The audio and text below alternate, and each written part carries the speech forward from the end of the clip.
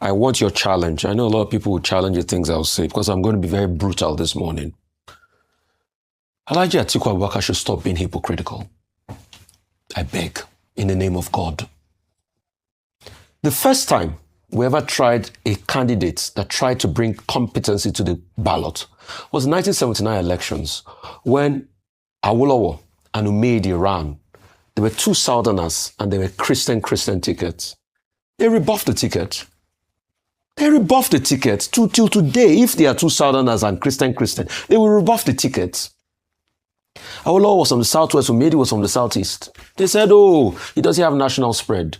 So when I see people talking competence today, was Awolowo and Umedi not competent enough?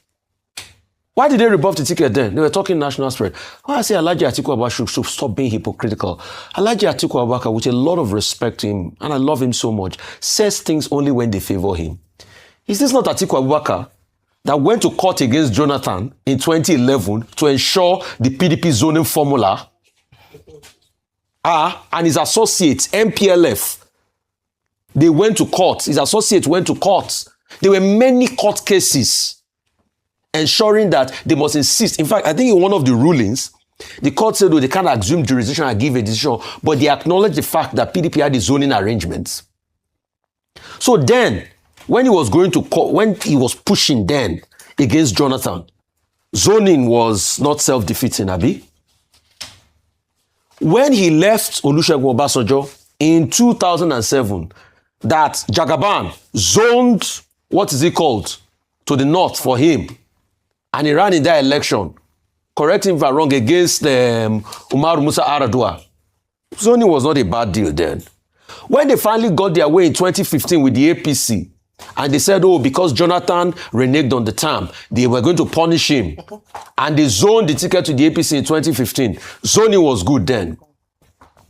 When he came back in 2019 to the PDP, and after they had cried, oh, PDP has suffered from all he did in the last election, and they zoned the ticket to PDP then in 2019, zoning was good then.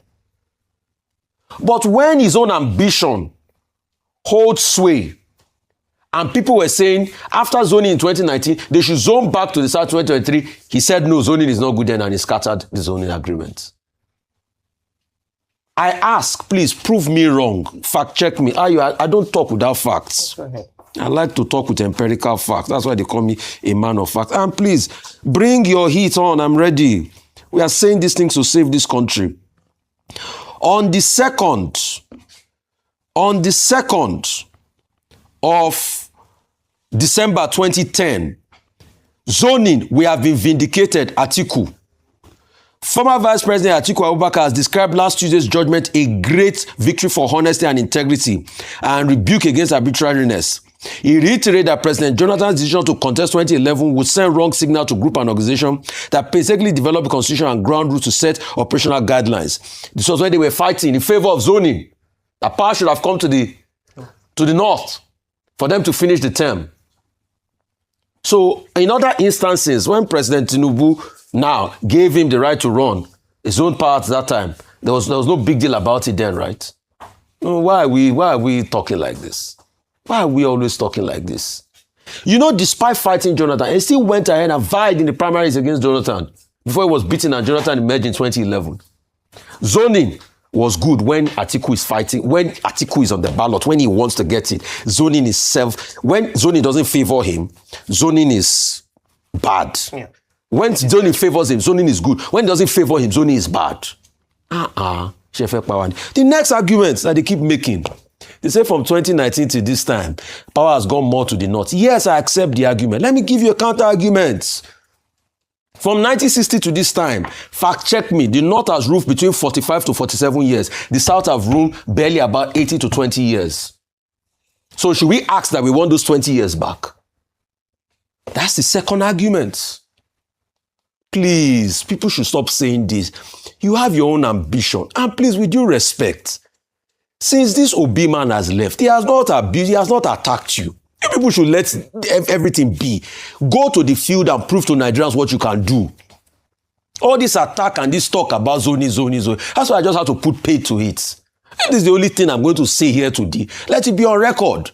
And that's why I went back historically. If you are talking competence, where you can't say Awolowo is not competent, you can't say Umedi is not competent. When Awolowo brought forward the Christian South ticket in 79, why did Nigerians look at competence on the ballots? Why were they talking about national spread? Let's call a spade, though. I just want reality. See, we all want competence, yes. Like you said rightly, until we get to that part. But as long as we still have this level of politicians that today, like Atiku Abubakar, when he's in 2011, when he's against them, they say it's a bad thing. They even tell the associate to go to court. But when it's in favor of them, they hold it. When it's not going to be against them, they scatter the party like they scatter with Wike. And that's why sometimes I want to hit and say, oh, Mr. Wike didn't do well, and hit the argument on Mr. Wike's head that no, you would have been a party man. But I'm also tied. Alhaji Atiku Abubakar ties me in the hand. Because when you look at it, Mr. Wike was right. He had a point. And it's that point Mr. Wike is proving, that is being proven now. Today, Wike has been vindicated. Let's call a spade a spade. I don't agree with that man on anything, but the fight he made that time, he's been vindicated. Wike is being vindicated today. Let's call a spade when he doesn't favor us. Zoning is defeatist. Whenever is this, is that, is this, is that. As regards Macron and Africa, yeah, they've come again, bonanza. Choose your own. Loan, debt. You think all these agreements they are signing, you think it's free money? 23 billion in investment. It's free money, Abi. Bonanza.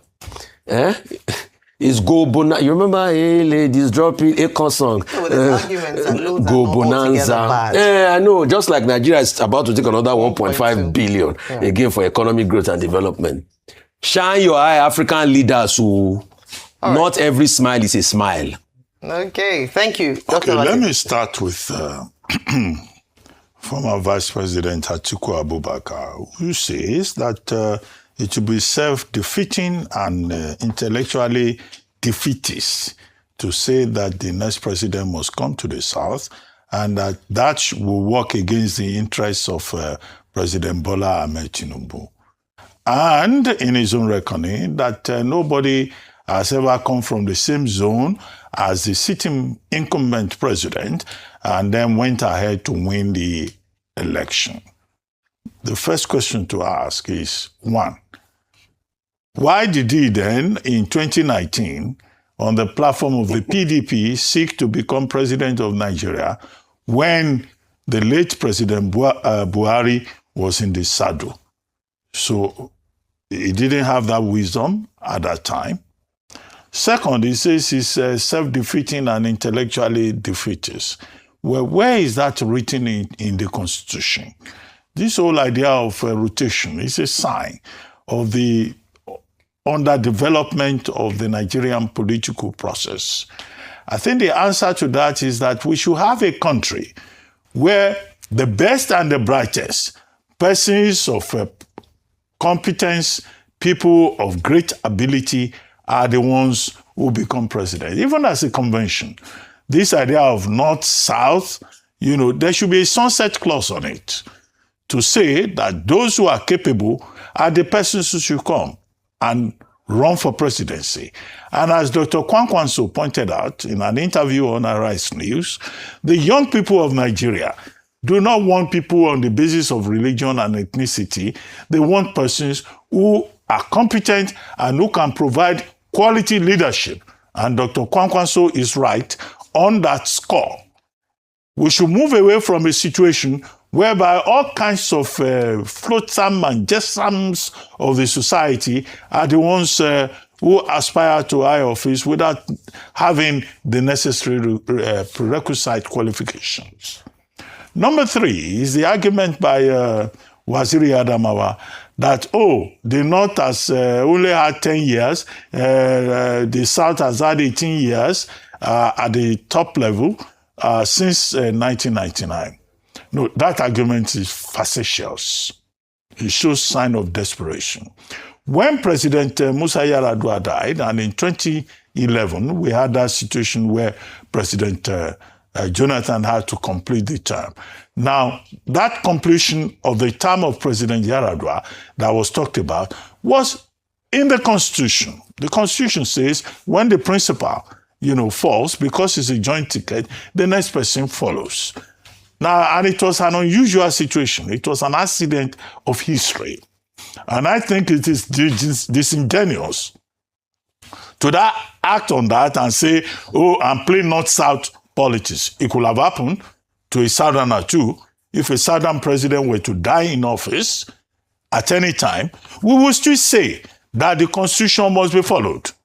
So for a man who wants a position where he will swear an oath of office to say, I'm going to defend the Constitution of the Federal Republic, to now turn the same Constitution on its head for selfish reasons is something, in my view, that I think is condemnable. It was not President Jonathan that imposed himself on the people of Nigeria when President Yar'Adua died. The argument of civil society, which was well canvassed, was that the rule of law must be respected. So all of that argument is completely irrelevant. And whoever wrote that statement for Waziri Adamawa Atiku Abubakar has done him a disservice. Because the strategy that he's talking about, the arithmetic that he's talking about, is an arithmetic that points only in one direction, in the direction of Atiku Abubakar. And that must be called out for precisely what it is.